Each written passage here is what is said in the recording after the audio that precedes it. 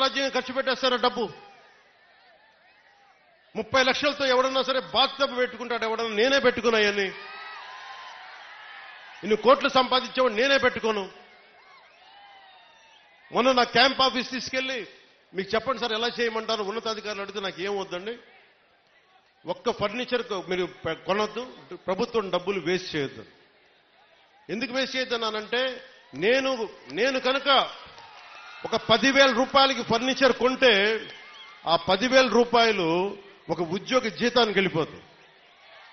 మన సెక్రటేరియట్ నుంచి నా దగ్గరికి వచ్చి మీరు అసెంబ్లీ సెషన్స్ వెళ్ళినందుకు దాదాపు మీకు 31,000 రూపాయలు మీకు రావాలి, సంతకాలు పెట్టండి అంటే నేను నా పంచాయతీరాజ్ శాఖలో నిధులు లేవు, నేను అలా డబ్బులు తీసుకుంటాను, నాకు వద్దు.